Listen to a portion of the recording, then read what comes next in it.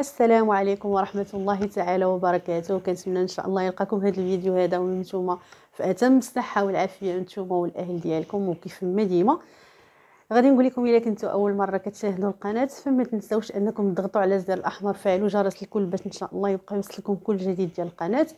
كذلك اذا عجباتكم القصة ديال اليوم فما تنساوش انكم تخليو لي بزاف ديال لي لايك وكذلك التعاليق ديالكم بالنسبة للقصة.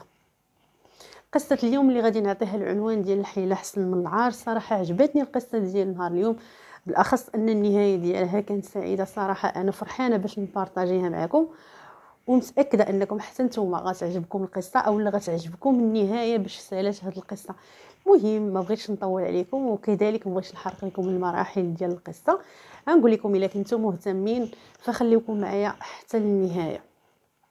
الاسم ديالي مريم. بغيت نشارك معكم حتى انا قصتي وغادي نقربكم مني شويه ونعاود لكم شويه على الصغر ديالي وكيفاش دوزتو وكيفاش عشتو. اول ما حليت عينيا حليتها على جدتي، هي اللي رباتني، حيت حنا كنا ساكنين مع جده انا والام ديالي. با مات وخلاني مازال صغيره.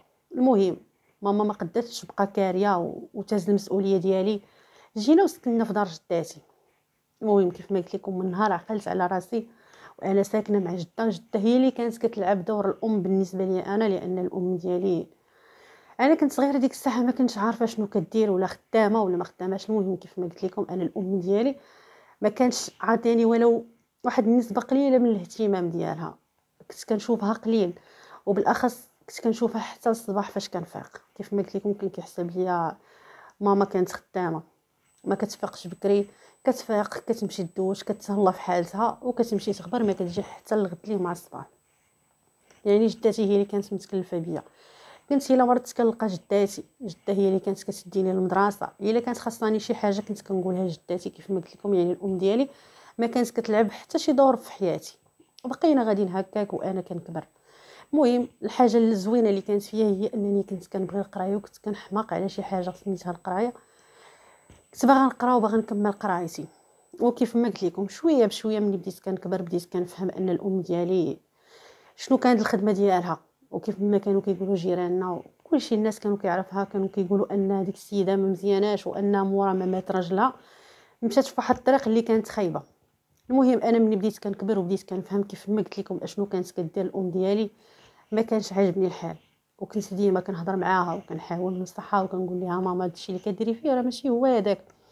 ماما شوفي من حالي انا راه حتى انا بديت كنكبر والبنات في المدرسه ولاو كيعينوني بيك، ما بقيتش كنقدر نخرج نلعب مع البنات في الزنقه، كلشي كان كيهضر غير عليك. لانه كيف ما قلت لكم هي كانت كتخرج في الليل كانت كتلبس شي لباس ماشي هو هذاك، كانت كدير شي مكياج ماشي هو هذاك.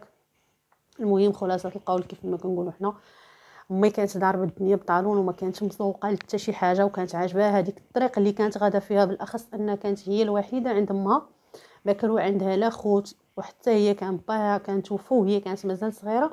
يعني ما كانش شي واحد اللي غادي يردها للطريق ولا شي حد اللي كانت غادي تخاف منه ودير بحسابه باش ما تبقاش دير داكشي اللي كانت كدير. المهم بقينا عايشين في هذه الحياه وجداتي هي الام ديالي اللي كانت كتلعب كيف ما قلت لكم الدور ديال الام في حياتي. المهم بقينا غاديين غدا وكنكبر. المهم كنت متشبته بالقرايه ديالي وكيف ما قلت لكم كنت كنحماق على شي حاجه سميتها القرايه. كنت ديما كنجي انا الاولى من الاوائل في القسم وكنت الحمد لله عمرني ما سقطت.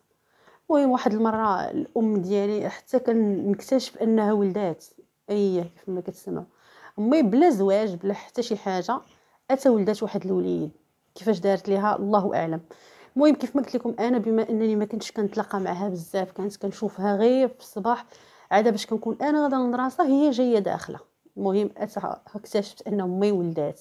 ملي جابت داك الولد الله اعلم. المهم كيف ما ولداتو داك الولد واخا هو ما كانش خويا ولا كيف ما كنقولوا ما كانش واحد الابن اللي هو شرعي، يعني جابت امي انا غير من الزنقه. رغم ذلك سبحان الله العظيم حسيت بديك الاخوه. كان عزيز عليا كنت كنحن فيه. وبدات جداتي عاوتاني عفوا كتلعب داك الدور ديال الام، لان امي كيف ما ولاتو ما كاينش اللي عاتبها ما كاينش اللي قال لها اشنو درتي ولا ما كانش خاصك ديري هذا الشيء. المهم ولداتو حطاتو جداتي هي اللي كانت مقابلها عاوتاني وبقات غاده في الحياه ديالها. يعني ديك الطريق هي كانت عاجبها وما كانش كتفكر انها غادي ترجع على ديك الطريق او لا زعما هي راه غادي تندام ولا تقول لا انا اشنو كندير. المهم هي بقات مستمره في ديك الحياه وبقينا انا وجداتي معاونين على داك الوليد، لان جداتي بدات كتكبر شويه، بدات كتمرض.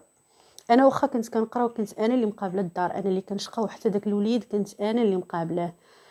ما نكذبش عليكم، يعني عيشتنا كانت على قد الحال. كنا الا تغدينا ما كنتعشاوش، وإلا تعشينا داكشي غير على قد الحال. يعني وحتى الجيران ديالنا، يعني الناس كانوا عارفين الظروف ديالنا وكيفاش كنعيشوا، وكانوا عارفين ان الام ديالي رغم انها كانت غاده في ديك الطريق راه ما كانتش عاقله علينا بمره، لا عليا ولا على جداتي ولا حتى داك الوليد اللي تزاد. المهم داك الولد ما كتبش لي انه يعيش. جات واحد الفتره تقريبا فاش دار 6 شهور، ومرض واحد المرضى اللي ما عرفنا ما نديروا ليه لا انا ولا جداتي.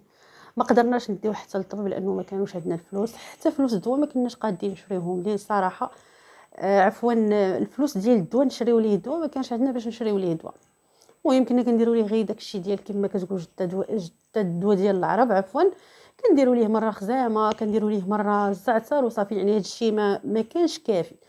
المهم كيف ما قلت لكم داك الدري ما عاش، صافي مات. ربما ديك الموت ديال داك الدري هي اللي خلات الام ديالي تراجع. ما فهمتش انا كيفاش هي اللي ما كانتش مسوقه عليه. ما عمرني شفت انا حتى جات باست ولا قالت هذا ولدي ولا بدلت ليه ليك وش. المهم ما كانش كتقيسو بمره.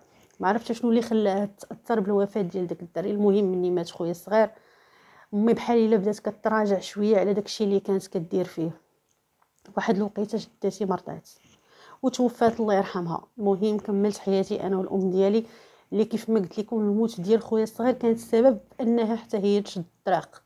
المهم ولات حتى هي كتمشي كتخدم في الديور، لانه ما كان عندها لا ديبلوم لا حتى شي حاجه اللي غادي او لا شي حاجه باش تخدم في شي وظيفه. المهم كانت كتعرف انها تمشي دير تخمار في الديور وصافي. ورغم ذلك الجيران كانوا معاونيننا الصراحه، لانه دوك الجيران كنا ساكنين معاهم من بكري كما كيقولوا. كانوا كيحنوا فينا، اللي ما بقاش بغى شي حاجه كيعطيها لينا، اللي بغى يخرج شي صدقه كان كيعطيها لينا. والمهم كنا عايشين حتى مع الجيران، ومع داك شويه الفلوس اللي كانت كتجيب امي من داك الميناج اللي كانت كتمشي دير في الديور. المهم انا بقيت غادا كنقرا حتى لواحد العام، حتى امي حتى هي مرضات. ما داش على المرضات ديالها واحد 4 شهور جاها سرطان سريع، صافي وتوفات الام ديالي. فاذا بي كنلقى راسي وحيده في هذه الدنيا. وديك الساعه كنت انا مازال صغيره، مازال ما كملتش حتى 17 عام. السنه اللي توفات فيها الام ديالي كان عندي الباك انا. المهم كيف ما قلت لكم انا ديك الدار اللي كنا ساكنين فيها ولا الدار اللي بقيت فيها كنا غير كاريينها. ما قدرتش، بقيت مازال لقيت باش نخلص داك الكرا، حتى الماكله والشراب راه الجيران اللي كانوا كيحنوا عليا، ولكن فلوس الكرا ما بقيتش لقيت باش نخلصهم. مول الدار ديما كيجي كيدق عليا كيقول لي راه خاصك تخلصي لي الكرا، ولا ما قدرتيش تخلصي خاصك تخرجي، لان هاد الدار هادي انا هي اللي باش حتى انا كنعيش منها، وهي اللي كنعيش منها، وهي اللي كنقدر ناكل منها ونشرب منها. المهم مع الوقت حتى هذاك مول الدار حتى هو ولا ملي كيجي كيدق عليا وليت كنشوفو كيشوف فيا شي نظرات ماشي هما هادوك. ومره كيقول لي الا ما عندكش فلوس الكرا تقدي تخلصيهم بشي حاجه. انا فهمت شنو كان ناوي من ديك الهضره اللي كيقول لي. ما نكذبش عليكم، ما بقيتش عرفت شنو ندير، وما كنتش نقدر نخرج ونخلي ليه الدار، لانني ما نقدرش نمشي نعيش في الزنقه. ما كانوش عندي العائله. من نهار حليت عينيا كنعرف عندي غير امي، وكنعرف عندي غير جداتي. حتى عائله با مورا ما مات با ما بقيتش كنعرفهم، عمرهم ما جاو سولوا فيا. وحتى انا ما كنعرفهمش حتى فين كاينين ولا فين ساكنين باش نمشي عندهم. المهم كيف ما قلت لكم مول الدار وليت كنبان ليه انايا بلي كيطمع فيا، وربما كيقول كاينه بنت بوحدها راه غتكون ساهله، ولكن انا لا. الصراحه انا لا، انا ما كنتش ديك البنت الساهله اللي غادي ياخذ مني داكشي اللي بغا ولا هادي. المهم وليت كنحاول نفكر في انني نخرج من قرايتي ونمشي نقلب على خدمه باش نخلص الكرا لداك السيد باش يعطيني اتساع وما يبقاش يدق عليا. بقيت كنقلب على خدمه، كنخرج كنقلب كنخرج كنقلب، والو الخدمه هي اللي ما لقيتهاش. المهم واحد النهاريات وانا خارجه يعني بمحض الصدفه تلاقيت مع واحد السيد اللي نقول لكم كان كبر مني تقريبا، كبر مني يعني يكون في الثلاثينات. وديك الساعه انا غنقول لكم كانت عندي 17 18 عام. المهم داك السيد بقى تابعني، بقى غادي مورايا باغي يهضر معايا. انا ما كنتش بتاتا من دوك البنات اللي لا كنهضر مع الدراري رغم انني كنت صغيره وفي سن المراهقه. سبحان الله العظيم كان ربي عطيني واحد العقل اللي كان كبر من العمر ديالي. المهم كيف ما قلت لكم السيد بقى تابعني كيحاول باش يهضر معايا. انا ما بغيتش نهضر معاه، خفت منه وليت باغا غير نهرب. المهم ما عرفتش شنو ندير، وهو صمم انه بقى تابعني. وفي الاخر وقف عليا بغى النمره ديالي، ما لقيت ما ندير اضطريت انني نعطيها ليه. قلت ماشي مشكل غنعطيها ليه، نمشي للدار صافي ما نبقاش نهضر معاه. المهم عطيته النمره، مشيت للدار. دازت واحد المده تقريبا ديال يومين، اتصل بيا. انا منين شفت النمره ما عرفتش صراحه شكون اللي كيتصل بيا. صافي جاوبت، قلت غادي نجاوب، ما عرفتش على شكون صاحب هاد النمره ولا شكون اللي كيعيط ليا من هذا الرقم. صافي جاوبته. صافي هو يقول لي راه انا هو السيد فلان فلاني اللي كنت تلاقيت معاك وهذه. شوفي راه عجبتيني، وانا راه الصراحه انا راه ماشي بغيت مثلا تخرجي معايا ولا بغيت نتصاحب معاك ولا هذه. شوفي انا صراحه عجبتيني وانتي باقا صغيره وهذا، انا الا كنتي ناويه المعقول حتى انا راه ناويه المعقول. المهم صافي عاودت ليه القصه ديالي وقلت ليه شوف ولد الناس، انا الا كنتي بصح ناويه المعقول حتى انا باغا نتزوج وباغا نستر راسي، واخا انا باقا صغيره كنت كنفكر حتى انا بحالي بحال كاع البنات نكمل قرايتي، نضمن مستقبلي. كنت باغا حتى انا نخدم شي خدمه اللي تكون مزيانه، حتى انا ندير داري ندير طونوبيلتي ومن بعد يجي الزواج. ولكن هادشي كامل ما كتبش ليا. فكرت بان احسن حاجه ممكن غتوقع ليا هي انني نتزوج بهذا السيد نيت، بصح الا كان هو ناوي معايا المعقول اللهم نتزوج، نستر راسي ونبقى بشرفي، ولا نبقى مطمع للجميع. يعني راه الاغلبيه كيشوفوني بنت بوحدي، ما عندي عائله، ما عندي حتى واحد لاخوتي اللي غادي يخافوا منه، ولا حتى با راه كان ميت. يعني كنت غير بوحدي، يعني كلشي كان كيطمع فيا. فكرت وقلت الا كان هاد السيد فعلا باغي معايا المعقول غادي نتوكل على الله سبحانه وتعالى وغنقول ليه علاش لا. صافي الا بغيتيني حتى انا بغيتك. وفعلا داكشي اللي كان حكيت ليه على الظروف ديالي كما هي، ما زدت ما نقص، ما كذبت عليه حتى شي حاجه، لانني ما كانش عندي علاش غنكذب عليه. لان انا هاد الشيء كامل اللي كان واقع ليا في حياتي، لا المشاكل ديال ماما ولا السمعه ديال الام ديالي ولا الفقر ديالنا، ما كانش عندي الايد فيه. يعني حتى انا هذه مجرد الظروف اللي تفرضات عليا وتفرض عليا انني نعيشها. ما عنديش علاش غادي نحشم ولا نخبي. يشوف ولد الناس انا راه بنت فلانه اللي كانت كدير وكتفعل وكترك، ما عنديش الاب ديالي، ما عندي عائله، انا حاليا غير بوحدي، واشنو كنقاسي واشنو كنعيش. يعني الا قبلتي عليا كيف ما انا فمرحبا بك ولد الناس. حتى انا بغيت غير نتستر، بغيت نكمل حياتي، بغيت حتى انا نعيش وسط عائله، حتى انا بغيت نحس بواحد الدفء العائلي. يعني هادشي هو اللي كنت كنتمنى. الحمد لله والشكر لله ربي ما خيبنيش. داك السيد حتى هو طلع معايا ولد الناس وفعلا كان ناوي المعقول. المهم منين تفاهمنا جات الام ديالو عندي للدار قالت لي شوفي بنتي راه عاودي يا ولدي على كل شيء، وحتى انا بغيتك مادام ولدي بغاك وانا كنثق في القرارات ديال ولدي، حتى انا بغيتك ومرحبا بك بيناتنا. حتى انا راه ما عنديش، عندي غير هاد الوليد اللي بغاك، وعندي ولدي راه مازال صغير ما كاينش معانا في المدينه بحكم انه كان كيقرا، والتوجه اللي كان كيقراه كان ساكن عند عمته. يعني انا لوسي يعني راجلي عنده غير خوه واحد فقط، كانت والده مو غير هو وخوه. خوه ما كانش ساكن معنا في نفس الدار، ولا ما كانش ساكن معاهم في نفس الدار، كان كيقرا في مدينه واحده اخرى. المهم الحمد لله داز كلشي بخير ولا خير. جمعت دوك الحوايج اللي كانوا عندي، مشيت عندهم، داروا لي الخطبه الله يكثر خيرهم، عرضوا على العائله مورا الخطبه يعني بسيمانه. جمعنا وريقاتنا، درنا واحد النهير اللي كان على قد الحال، درناه غير في السطح ديال دارهم. المهم فرحت براسي بحال اي عروسه. وهنا الحمد لله بديت كنحس بطعم السعاده، بديت كنحس بطعم الحياه، بطعم العائله. المهم حسيت براسي ان حياتي بدات كتبدل ما احسن. لقيت الحنان في الزوج ديالي اللي وليت كنشوف فيه الاب ديالي وهو الاخ ديالي وهو السند. الحمد لله حتى عدوزتي الصراحه اللي ما عمرني حسيت بها كتعامل معايا كانها عدوزتي، بالعكس حسيت بها كانها امي اللي ولداتني. صراحه الحمد لله كيف ما قلت لكم هنا عرفت باللي حياتي بدات كتبدل، وقلت الحمد لله ربي كبير ما كيسد باب حتى كيحل البيبان. ما كنتش عارفه مازال شنو كيتسناني. مهم كيف ما قلت لكم حياتي بدات كتبدل ما احسن. حتى لواحد النهار تقريبا دازت واحد المده ديال عام ونص، كنت ديك الساعه مازال ما حبلت، ما كانش عندي الولاد. ما نكذبش عليكم انا كنت باغا نولد، يعني ما كنتش دايره شي حاجه باش نمنع الاولاد، ولكن من عند الله سبحانه وتعالى كنت مازال ديك الساعه ما عطانيش الله. المهم كيف ما قلت لكم دازت واحد المده تقريبا ديال عام ونص من بعد زواجي انا وراجلي. لوسي صافي كمل قرايته عند عمته، صافي وجا رجع لدارهم باش يشوف اشنو غادي يدير، باش يقلب على خدمه. المهم يعني كمل ديك القرايه اللي كان مشى على قبلها، سكن عند عمته، رجع في حالته يسكن معانا. المهم ماشي مشكل. لوسي كانت تقريبا مقارب معايا في العمر، كنت كنشوف فيه هذاك خويا اللي غيعوضني به الله، يعني باش تكمل العائله. كيف ما كان راجلي مزيان معايا، دوسي حتى هي كانت الله يعمرها دار، فكرت ان لوسي غيكون حتى هو بحالهم ولا اكثر. المهم كنت كنتعامل معاه كيف ما قلت لكم، يعني كنتعامل معاه مزيان. كنسولو اشنو خاصو، اشنو بغيت، اشنو بغا نطيب ليه. كنت انا اللي كنصب ليه حوايج، وبحكم ان عدوستي كانت امراه شويه كبيره في العمر، حتى هي مسكينه كانت عيانه، يعني الاعمال ديال البيت كنت كلها كنديرها انا وبكل فرح، لانهم كانوا الناس اللي يستاهلوا انني ندير على قبلهم كل شيء. المهم كيف ما قلت لكم في الاول، لوسي عادي كان ساكن معانا، يعني حتى هو كيتعامل معايا، ما كانش مبين ليا شي حاجه. المهم كنت بخير وعلى خير وكنت فرحانه وما خاصني حتى خير. حتى لواحد المره، شي ايامات اللي بديت كنشوف فيها لوسي ولا كيشوف فيا شي نظرات، كيكون كيشوف فيا حتى كيسرح فيا، ملي كنتلفت كيبدا يضحك معايا بواحد الطريقه اللي انا، مهم يعني راه عارفين اي وحده، اي سيده ولا اي بنت راه كتشوف النظره ديال الراجل من خلال مجرد انك تشوفه، كيشوفها كتعرف هذيك النظره اشنو كيقصد بها. المهم ولا كيضحك معايا شي تبسيمات ماشي هما هادوك، كيشوف فيا شي شوفات ماشي هما هادوك، كنقول انا لا، هادو لا مش التراجم، راه ما كاين والو، راه السيد على طبيعته، ربما انا غير الشيطان هذا بغى يخيل ليا، ولا ربما هادشي ما كاينش. وهادشي هو اللي كنت كنتمنى، كنت كنقول لا يا ان شاء الله ما كاين والو، لوسي بحال خويا عليا بالثقه، حتى هو راه كيحترمني، كيعتبرني حتى انا بحال اختو.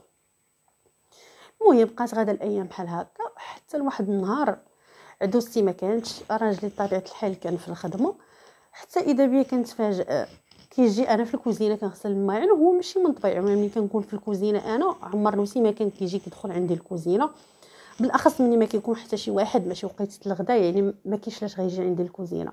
تفاجأت به جا الكوزينه واقف مورايا، يعني وما كاينش ما خلاش واحد المسافه اللي ما بيني وبينه، المسافه كانت قصيره وقصيره بزاف. المهم خليت انا الماعن، مسحت يديا ومشيت قلت غنخليه حتى يخرج.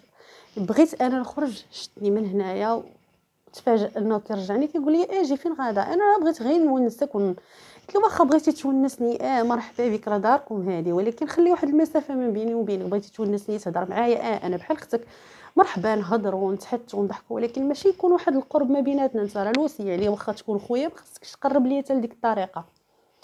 السيد هو يقول لي شوفي ما كاين ما نخزن منك صراحه مريم، كتعجبيني، وتمنيت لو كان كنتي مراتي انا ماشي مرت خويا.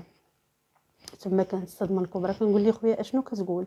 افلان انا راه مرت خوك، راه هاد الهضره ما خصكش تقولها لي انا، راه ماشي على قله البنات، راه ماشي كاينه غير وحده انا بنت في الدنيا بقلالو عليك البنات غتجي تقصد مرت خوك وتقول لها هاد الهضره.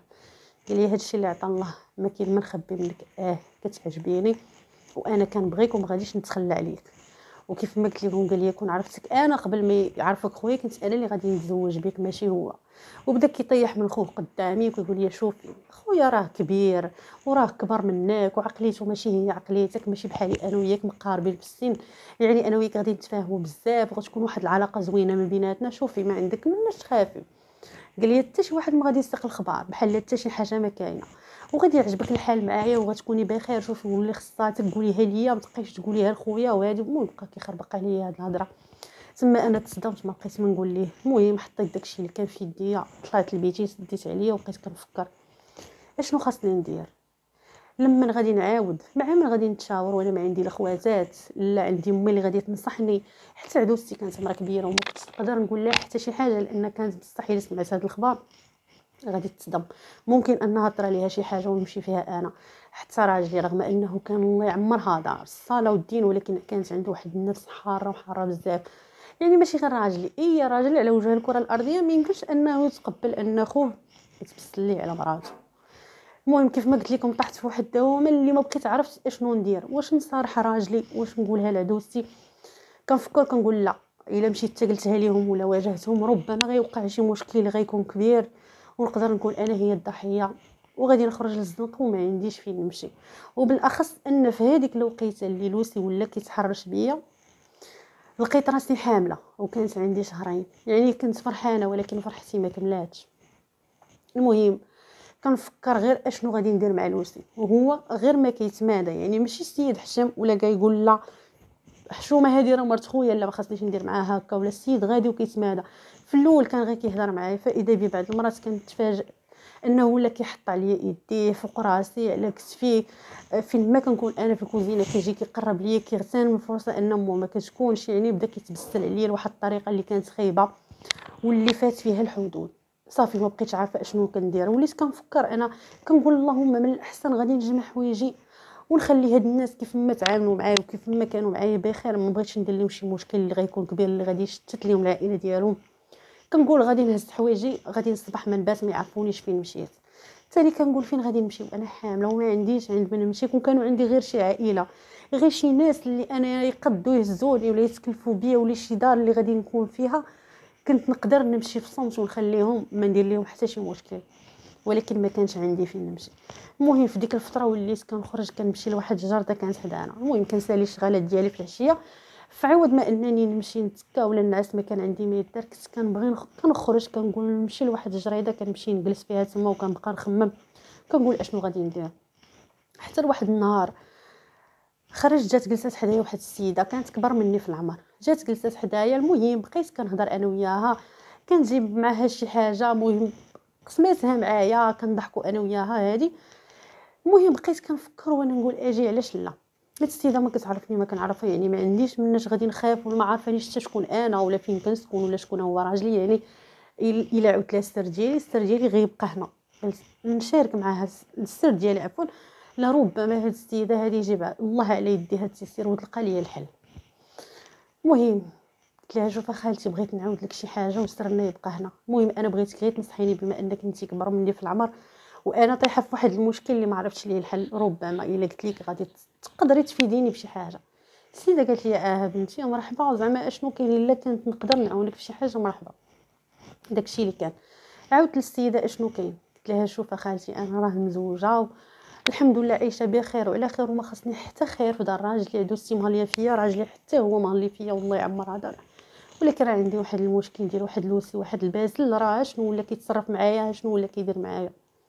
والله السيده تصدمات بقات كتقول لي زعما ما يمكنش، واش كاين شي اخ اللي غادي يغدر خوه، اخ اللي غيطمع في الزوجه ديال خوه، راه زعما هادشي ما يمكنش. قلت لها شوفي خالتي انا راه ما كنكذبش عليك، قلت لها هذا المشكل راه انا حاليا طايحه فيه وانا بغيت نعاود لك باش تلقاي معايا الحل، يعني ما عنديش لاش غادي نكتب. والله السيده بقات مصدومه ما لقات ما تقول، بقات كتفكر حدها قالت لي شوفي يا بنتي الا كنتو تقدروا راجل كانوا عنده الامكانيات باش تقدروا انكم تخرجوا تمشيو تسكنوا في شي دار واحده اخرى اولا تكريو في شي بلاصه واحده اخرى، من الاحسن ما تبقاوش ساكنين في نفس الدار، ربما تطور الحاله، ربما يوقع شي مشكل ما بين الخوت وهذا وغادي تولي في شي حاجه التي لا تحمد عقباها. المهم قلت لها ما يمكنش ليا غادي نخرجوا من دارهم، لان الام ديالو اول حاجه هو الكبير عندها وهو اللي خدام عليها، وهي حتى هي كبرات وما بقاتش قاده لا على الشقه ديال الدار ولا على حتى شي حاجه.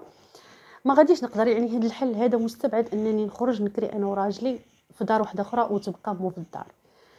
المهم المراه بقات كتشوف فيا تقول لي اجي بنيتي، طاحت عليا واحد الفكره الا قدرتي انك تجربيها علاش لا. قالت لي شوفي راه بعض المرات كتسمعي شي حاجه اللي كتجيك غريبه ولكن راه تقدري تلقاي الحل على هادشي اللي غنقول لك.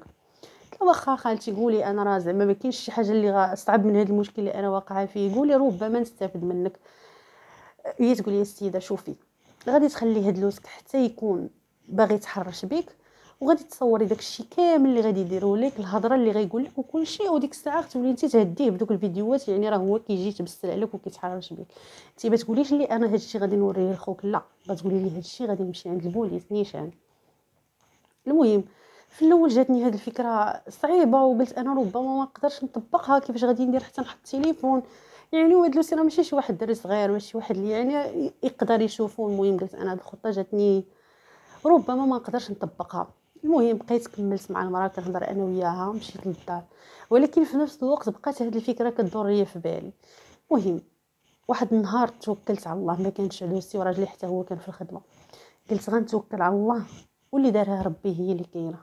داكشي نيت اللي درت، هبطت للكوزينه كاين عندنا واحد الصاله مونجي موراها كاين البوطاجي، حطيت التليفون وحاولت ما امكنني انني ندرك داك التليفون الجهد اللي ما يشوفوش لوسي بمره. عمرت اتاي حطيت الكاسكروط وعيطت عليه حتى هو جاتو غريبه لانه انا ما كنهضرش معاه بزاف، وحتى مورا هذا الشيء مازال في الاول قبل ما يوقع هذا المشكل كنت كنتعامل معاه بحال هكا، كنوجد ليه اللي بغا كنسولو اشنو خاصو. المهم كيف ما قلت لكم، قلت غنوجد الكوتاي، عمرت اتاي، قلت ليه اجي نتعاودوا انا وياك، اجي نتحدثوا انا وياك، قول لي اشنو كاين. المهم كيف ما قلت لكم وجدت التليفون ديالي، خدمته، درت وركت على هذه ديال الفيديو، خدمت الفيديو. المهم السيد ما شاف والو. المهم جلست حتى انا مقابله معاه، كنهضر انا وياه وكنحاول انني نجبد ليه لسانو. السيد راكم عارفين كيف ما قلت لكم، هو كان غير كيتسنى اللحظه اللي كنكون فيه انا وياه باش يتبسل عليا. صافي وبدا كيقول لي اشنو انت عمرتي زعما اتاي وعيطتي لي، اذا كاينه شي حاجه جديده، يعني حتى انت فكرتي في الكلام اللي قلت لك هذا. وانا كنحاول انني نتلفو وهو كيتمعدا وكيقول في شي هضره. السيد شويه وقف وانا جالسه، جا حط يدو على كتفي وانا كنقول ليه راه حشومه هادشي اللي كدير فيه، راه انا مرات خوك. وهذه كيقول لي واشنو فيها زعما، الا كنتي مرات خويا مال خويا اشنو غادي يدير، وانا اللي نستهلك، يعني ماشي خويا اللي يستهلك. المهم ديك الهضره اللي كيقول لي الباسله ديال ديما. المهم الحمد لله الخطه ديالي قدرت انها تنجح. بقيت انا شاده ليه بخاطر. المهم انا ماشي ما كنتش كنعاونو اولا كنرد عليه بنفس الكلام اللي كيقول لي، ولكن المهم خليته يسترسل وخليته يتبسل عليا باش داكشي انا نسجلو ونوصل لداكشي اللي بغيت. نيت فعلا داكشي اللي كان، خليته كيهضر حتى سجل داكشي اللي بغيت بلا ما يشوفني. مشيت هزيت تليفوني وطلعت لبيتي، سديت عليا وخليته في الكوزينه. المهم دازت واحد الفتره ديال يومين بين ما قدرت انني نستجمع القوه ديالو ونمشي عنده ونواجهه. مشيت عنده، دخلت عليه البيت. الباسل ملي دخلت البيت هو يقول لي هذه اول مره غتجي عندي البيت. والله الا مرحبا بك، انا فرحان انك جيتي عندي. قلت لي مازال ما شفتي والو، غنوريك واحد الفيديو غادي تكمل الفرحه ديالك.